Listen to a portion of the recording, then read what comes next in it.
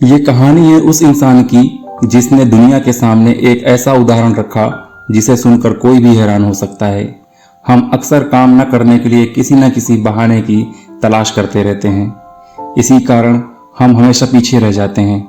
लेकिन कुछ लोग ऐसे होते हैं जिनका नज़रिया बाकी लोगों से अलग होता है और वो ये नहीं देखते कि उनके पास क्या नहीं है, बल्कि ये देखते हैं कि उनके पास क्या है और वे उससे क्या कर सकते हैं। आइए जानते हैं ऐसे ही एक व्यक्ति की प्रेरक कहानी।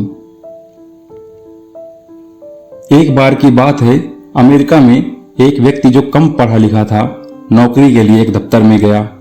काम था साफ सफाई करने का।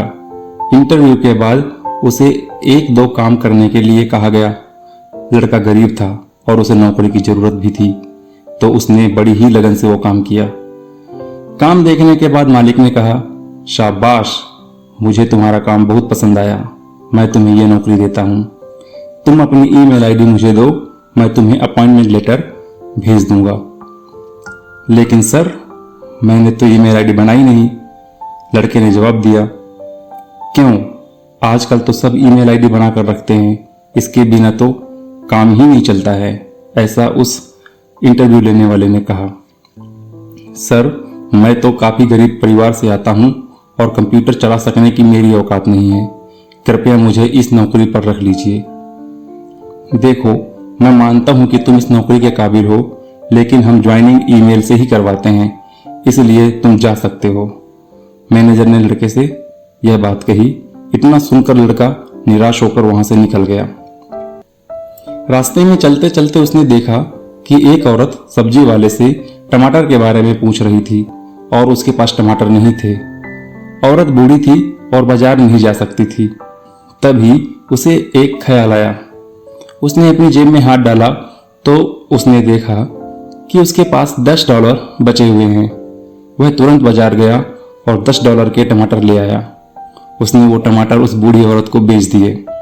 कुछ मुनाफा हुआ।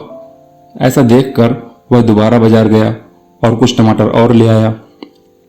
उन टमाटरों को लेकर वह घर घर गया और उन्हें बेचने की कोशिश करने लगा। 2-4 घंटे घूमने के बाद एक घर से किसी ने $15 में सारे टमाटर खरीद लिए। जब उसने ये देखा कि एक बार टमाटर बेचने से उसे $15 का फायदा हुआ है, तो वह दोबारा गया और फिर से उन टमाटरों को बेच दिया। अगले दिन टमाटर खरीदने के लिए थोड़े पैसे बचा लिए और बाकी के पैसों से खाने का इंतजाम किया।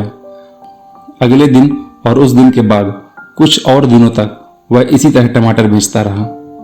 उसका काम काफी बढ़ चुका था और आगे आगे यह बढ़ता ही जा रहा था। टमाटर लाने के लिए पहले वह किराए पर गाड़ी लाने लगा। पैसे इकट्ठे कर उसने अपनी गाड़ी भी खरीद ली। ज्यादा पैसे हो जाने पर उसने एक और गाड़ी ली और उसके लिए ड्राइवर भी रख लिया। यह कोई किस्मत का खेल नहीं था, यह सब उस लड़के की सूझबूझ और हिम्मत का परिचय था। कुछ ही सालों में उसने टमाटर के व्यापार में बहुत बड़ा मुकाम हासिल कर लिया।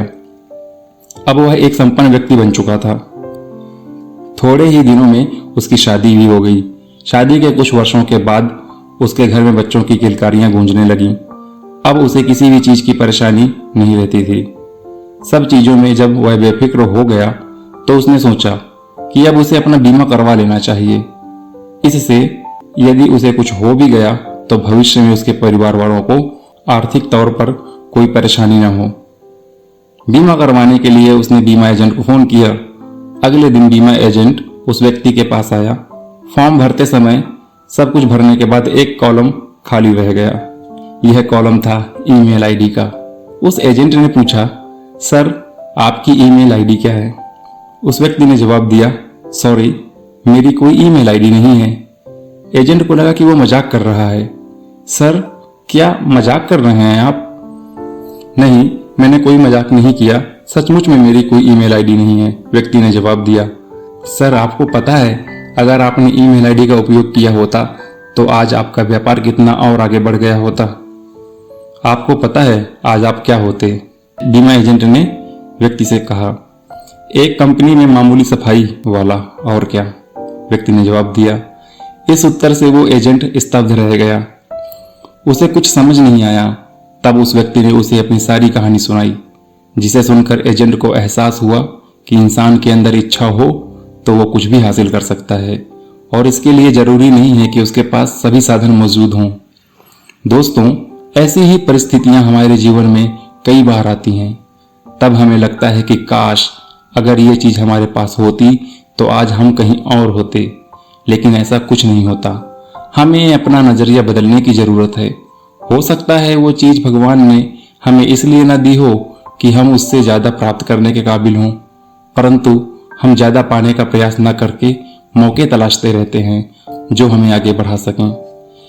एक बार खुद कोशिश तो करो, अपना नजरिया बदल कर तो देखो, उस विचार को अपने मन में तो लाओ, छोड़ दो रोना उस चीज के लिए जो तुम्हारे पास नहीं है और बदल दो दुनिया उन चीजों से जो तुम्हारे पास है। अगर तुम आज हार नहीं मानोगे तो आने वाला कल तुम्हारा होगा, और यदि तुमने आज हार मान ली तो आने वाला कल भी नहीं आ पाएगा।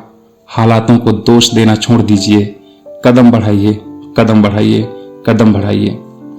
मंजिलें उन्हीं को मिलती हैं जिनकी जिंदगी सफर में होती है। छोड़ देते हैं जो कारवां अक्सर, किस्मतें उन्हीं की सोती हैं। दोस्तों, आपको यह कहानी कैसी लगी हमें कमेंट सेक्शन में अपनी राय जरूर बताएं।